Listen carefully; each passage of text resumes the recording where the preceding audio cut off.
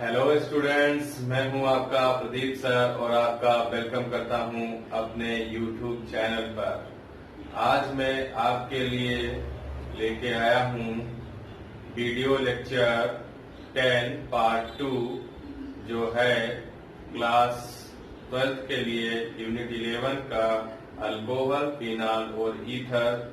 इसमें हम अब ईथर पढ़ रहे हैं। इससे पहले मैं जो लेक्चर आपको पढ़ा चुका हूँ, एक ईथर का लेक्चर कंप्लीट कर चुका हूँ। आज मैं जो ईथर में पढ़ाने जा रहा हूँ वो है प्रिपरेशन ऑफ ईथर, और इसमें आज मैं आपको बहुत ही इम्पोर्टेंट टॉपिक पढ़ाने जा रहा हूँ जिसका नाम है विलियमसन सिंथेसिस ऑफ ईथर। तो चलिए स्टार्ट करते हैं preparation of ether from Williamson synthesis. Williamson synthesis बहुत ही इम्पोर्टेंट है। विलियमसन सिंथेसिस किस तरीके से करते हैं मैं आपको इस वीडियो लेक्चर में पूरे अच्छे तरीके से समझाऊंगा। तो चलिए स्टार्ट करते हैं। एल्किल हैलाइड की जब सोडियम एल्कोक्साइड के साथ में रिएक्शन कराते हैं तो हमें ईथर मिलता है और साथ में जो है NaX यानी कि सोडियम हैलाइड साइड प्रोडक्ट के फॉर्म में रिमूव होता है। अगर हम एग्जाम्पल के तौर पे लें, एथिल ब्रोमाइड लिया हमने, तो एथिल ब्रोमाइड में ब्रोमाइड क्या होगा, ब्रोमाइड जो है एज अ लीविंग ग्रुप काम करेगा और यहाँ से निकल जाएगा और यहाँ से जो है सोडियम एथॉक्साइड ले यहाँ पर, और सोडियम एथॉक्साइड से सोडियम प्लस ये माइनस, ठीक है, तो Na निकल जाएगा और बाकी चीजें ऐड हो जाएगी। यहाँ पर सब्स्टिट्यूशन होगा यानी कि ये इसको रिप्लेस कर देगा और C2H5OH एज अ बेस काम करेगा और इस C के ऊपर अटैक करेगा और यहाँ पर क्या हो जाएगा, अटैच हो जाएगा और डाई मिथाइल ईथर बना लेगा जो कि सिमेट्रिकल ईथर है और NaBr निकल जाएगा। इसी तरीके से हम देखें कि एथाइल क्लोराइड लें और साथ में सोडियम फिनॉक्साइड लें और इनकी दोनों की रिएक्शन कराएं तो हमें एथिल फिनाइल ईथर मिलता है जो कि अनसिमेट्रिकल है। तो यहाँ पर सबसे इम्पोर्टेंट बात यह है कि it is an important laboratory method for the preparation of symmetrical and unsymmetrical ether, यानी कि ये बहुत ही इम्पोर्टेंट लेबोरेटरी मेथड है। इससे हम सिमेट्रिकल और अनसिमेट्रिकल दोनों टाइप के जो है ईथर प्रिपेयर कर सकते हैं लैब में। और ये विलियमसन सिंथेसिस वाइडली यूज्ड होता है, बहुत ज्यादा यूजफुल होता है फॉर सिंथेसिस ऑफ ईथर। इसकी मैकेनिज्म जो है वो SN2 पे बेस्ड है। तो चलिए देखते हैं SN2 मैकेनिज्म में किस तरीके से ईथर का फॉर्मेशन होता है। यहाँ पर देखते हैं कि हमने क्या लिया, एल्कोक्साइड आयन लिया, एल्कोक्साइड आयन लिया यहाँ पर और उसकी रिएक्शन कराई हमने एल्किल हैलाइड के साथ में। तो क्या होगा, SN2 जो है सब्स्टिट्यूशन रिएक्शन है, तो यहाँ पे क्या होगा कि X जो है वो एज अ लीविंग ग्रुप है और एक बॉन्ड लेके अपना चला जाएगा। तो इसके ऊपर क्या आएगा, पॉजिटिव चार्ज आएगा। पॉजिटिव चार्ज आने के कारण यहाँ पर जो है इलेक्ट्रॉन की डेंसिटी ज्यादा है, तो एल्कोक्साइड आयन जो है एज अ न्यूक्लियोफाइल इसके ऊपर अटैक कर देगा, ठीक है। तो यहाँ पर हम जानते हैं कि SN2 में हमें जो है ट्रांजिशन स्टेट मिलती है, तो यहाँ पर हमें ट्रांजिशन स्टेट मिलेगी जिसमें हम देख के ये जान जाते हैं कि यहाँ पर जो है जिस टाइम ये R से ये डिपार्ट हो रहा है, यानी कि जहाँ से ये बॉन्ड ब्रेक हो रहा है हैलाइड का एटा, उसी टाइम पे यहाँ पर जो है क्या हो रहा है कि ऑक्सीजन से जो एल्किल ग्रुप है उसका जो है इलेक्ट्रॉन का बॉन्ड का फॉर्मेशन यहाँ पर हो रहा है। तो इसको ट्रांजिशन स्टेट कहते हैं। ये SN2 मैकेनिज्म में देखने को मिलती है। और यहाँ पर जो है क्या होता है कि X एज Lg यानी कि लिविंग ग्रुप निकल जाता है और यहाँ पर जो है ईथर का फॉर्मेशन हो जाता है। यानी क्या हुआ, मीन्स क्या हुआ, यहाँ पर इस ग्रुप ने जो है क्या किया, एल्कोक्साइड आयन ने लीविंग ग्रुप को हटा के खुद अपने आप यहाँ पर अटैच हो गया। फिर यहाँ पर विलियमसन सिंथेसिस की कुछ लिमिटेशंस भी हैं, उनको हम जान लें। तो क्योंकि इसी पे बेस्ड जो है क्वेश्चन ज्यादा आते हैं, तो लिमिटेशन जान लेते हैं। in the preparation of unsymmetrical ether, a proper choice of the reactant is necessary। यानी कि जब हम अनसिमेट्रिकल ईथर की प्रिपरेशन कर रहे हों, ठीक है, तो वहां पर रिएक्टेंट की चॉइस करना, प्रॉपर रिएक्टेंट की चॉइस करना बहुत ही नेसेसरी होता है, मतलब आवश्यक होता है। क्योंकि अगर हमने गलत रिएक्टेंट का चॉइस कर ली, यानी गलत रिएक्टेंट ले लिया, तो क्या होगा, ईथर का फॉर्मेशन नहीं होगा। ठीक है, चलिए देखते हैं किस तरीके से। अगर हमने प्राइमरी हैलाइड लिया, क्या लिया, प्राइमरी हैलाइड लिया और उसकी रिएक्शन कराई sodium tert butoxide ether, sodium tert butoxide के साथ, तो ईथर फॉर्म होगा। क्या फॉर्म होगा, ईथर फॉर्म होगा। SN2 मैकेनिज्म लगेगी। किस तरीके से, एथिल ब्रोमाइड लिया 1 डिग्री, ठीक है, फिर यहाँ पर क्या हुआ, 1 डिग्री लिया और यहाँ पर 3 डिग्री हमारा क्या है, सोडियम टर्सरी ब्यूटाक्साइड क्या है, 3rd डिग्री है। तो यहाँ पर SN2 मैकेनिज्म होगी और हमें टर्ट ब्यूटाइल ईथर मिलेगा और NaBr निकल जाएगा। अब यहाँ पर हम जानते हैं कि जो SN2 मैकेनिज्म है, SN2 मैकेनिज्म जो होती है वो 1 डिग्री के लिए बहुत ज्यादा रिएक्टिव होती है, 1 डिग्री के लिए मोर रिएक्टिव, फिर थोड़ा सा कम रिएक्टिव 2 डिग्री के लिए और सबसे कम रिएक्टिव 3 डिग्री के लिए होती है। यानी कि 1 डिग्री अगर एल्किल हैलाइड है तो उसके लिए बहुत ज्यादा रिएक्टिव होगी। तो यहाँ पर हम देख रहे हैं कि 1 डिग्री एल्किल हैलाइड है, यानी कि एथिल ब्रोमाइड जो है वो 1 डिग्री है और जो दूसरा हमारा रिएक्टेंट है वो 3 डिग्री है। तो यहाँ पर SN2 रिएक्शन फॉलो होगी और टर्ट ब्यूटाइल ईथर बन जाएगा। लेकिन यहाँ पर हमें जो है, यहाँ पर हमने क्या किया, रिएक्टेंट मैंने कहा कि जो है आपको अच्छे से लेना होगा, सही यूज करना होगा, तभी यहाँ पर SN2 मैकेनिज्म फॉलो होगी। तो उसका मतलब यह है कि यहाँ पर जो दूसरा रिएक्टेंट है, यानी कि अल्कोक्साइड आयन जो है वो 1 डिग्री, चाहे तो 1 डिग्री हो, चाहे 2 डिग्री हो, चाहे 3 डिग्री, उससे फर्क नहीं पड़ने वाला है। फर्क कहाँ से पड़ेगा, अगर हमने क्या किया, हमने जो है अगर एल्किल ब्रोमाइड, ठीक है, एल्किल ब्रोमाइड या alkyl halide 1 degree 2 degree 3 degree लिया, तो उससे जो है हमारे प्रोडक्ट पर जो है फर्क पड़ जाएगा। किस तरीके से फर्क पड़ेगा मैं अभी आपको समझाता हूँ। 1 डिग्री 2 डिग्री के साथ में रिएक्शन करा के भी आपको मैं दिखाऊंगा, तब तक आप इसको नोट कर लीजिए। हमने देखा कि अगर हमने एथिल ब्रोमाइड 1 डिग्री लिया था तो SN2 मैकेनिज्म फॉलो हुई थी और क्या हमें मिला था, हमें ईथर का फॉर्मेशन यहाँ पर हुआ था और ईथर हमको मिला था। अब हम क्या करें, हमने क्या किया कि जो है टर्ट ब्यूटाइल ब्रोमाइड जो है, ये हमने क्या लिया है, टर्ट ब्यूटाइल ब्रोमाइड, यानी कि ये 3 डिग्री एल्किल ब्रोमाइड हमने ले लिया और हमने यहाँ पर सोडियम एथॉक्साइड जो है वो 1 डिग्री ले लिया। ठीक है, क्या लिया, 1 डिग्री ले लिया। अब यहाँ पर हमने देखिए क्या किया, यहाँ पर हमने जस्ट इसका अपोजिट कर दिया। यहाँ पर हमने एथिल ब्रोमाइड 1 डिग्री लिया था, यहाँ पर हमने सोडियम एथॉक्साइड 1 डिग्री लिया, यहाँ पर हमने सोडियम टर्ट ब्यूटाक्साइड 3rd डिग्री लिया था।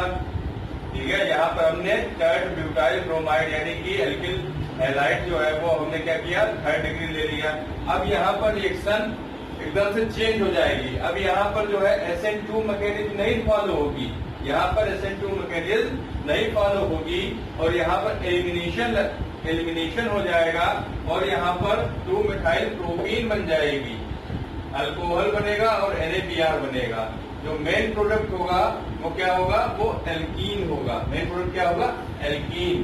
तो if alkyl halide is tertiary, यानी एल्किल हैलाइड टर्सरी है and react with sodium ethoxide, the main product alkene from by elimination, यानी एलिमिनेशन रिएक्शन हो जाएगी और टर्सरी एल्किल हैलाइड और सोडियम एथॉक्साइड रिएक्ट करेंगे आपस में और यहाँ पर एलिमिनेशन रिएक्शन हो जाएगी और मेन प्रोडक्ट जो है क्या हो जाएगा, वो प्रोपीन हो जाएगा। ठीक है, क्या हो जाएगा, 2 मिथाइल प्रोपीन। और जबकि हमें क्या यहाँ फॉर्मेशन करना था, हमें तो विलियमसन सिंथेसिस से हमें ईथर का फॉर्मेशन करना था। तो ईथर जो है तो कहीं फॉर्म ही नहीं हो रहा है क्योंकि यहाँ पे SN2 मैकेनिज्म नहीं लग रही है।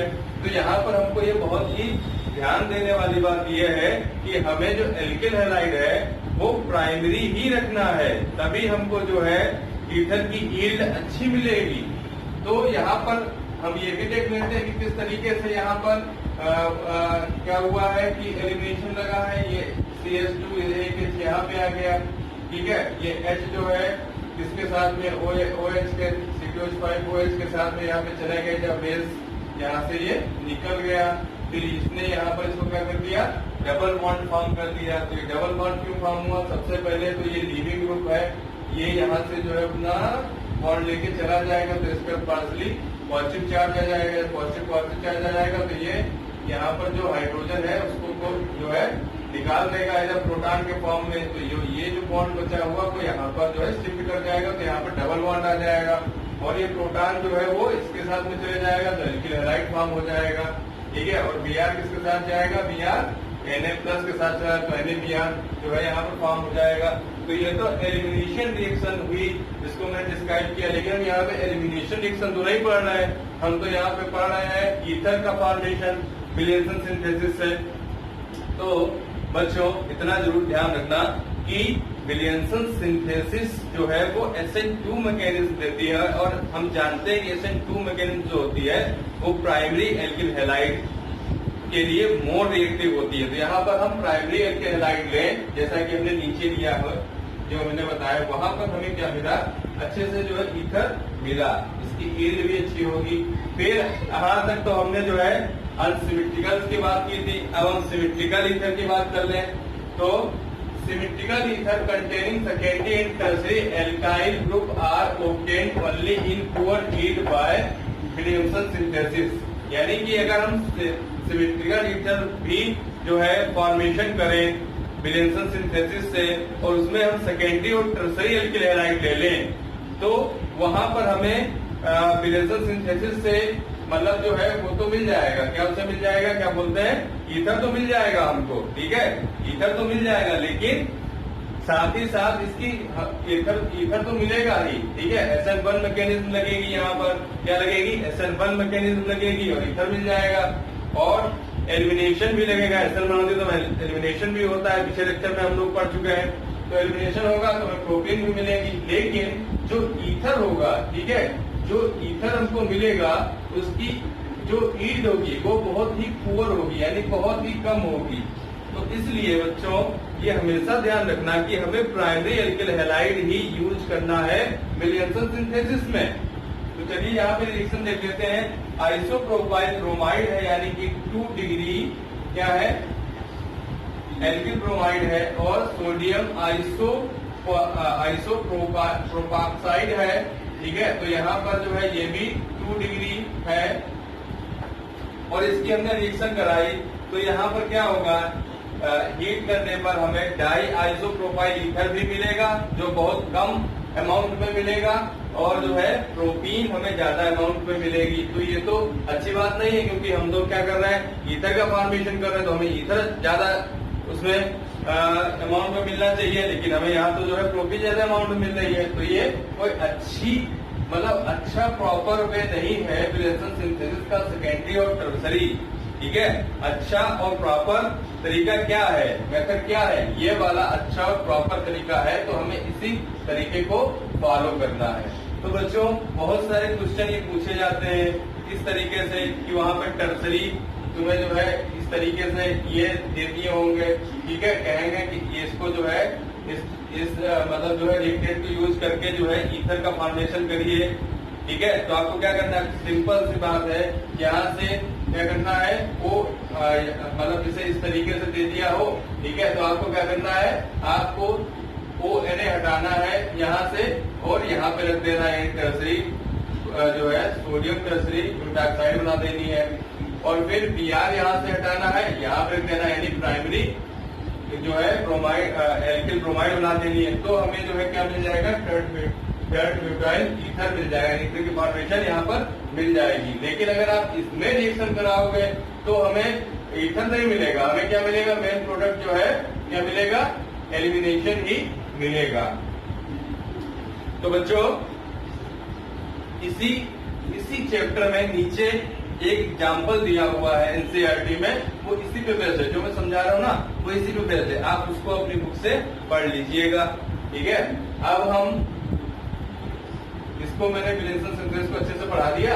अब मैं यहाँ पर जो है एरोमेटिक ईथर भी विलेंसन सिंथेसिस से कैसे बनते हैं वो भी आपको बता देता हूँ, तब तक आप इसको नोट कर लीजिए। विलेंसन सिंथेसिस से एरोमेटिक ईथर का फॉर्मेशन किस तरीके से होता है, चलिए देखते हैं।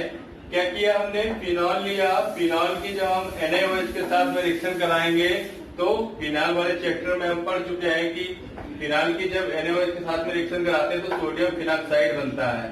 अब सोडियम फिनॉक्साइड यहाँ पे बन गया, अब हम इसकी प्राइमरी एल्किल हैलाइड के साथ में रिएक्शन करा देंगे तो यहाँ से क्या होगा, X जो है एज अ लीविंग ग्रुप यहाँ पर निकल जाएगा और यहाँ पर जो ये O- होगा, ठीक है, ऐसा न्यूक्लियोफाइल इसके ऊपर अटैक कर देगा।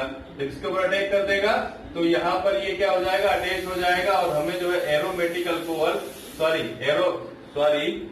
एरोमेटिक हमको ईथर मिल जाएगा जिसका कॉमन नेम एनिसोल है। तो हमने विलेंसन सिंथेसिस अच्छे से पढ़ ली। अब हम कुछ और भी जो है मेथड देख लेते हैं कि अदर मेथड से किस तरीके से हम ईथर्स का प्रिपरेशन कर सकते हैं।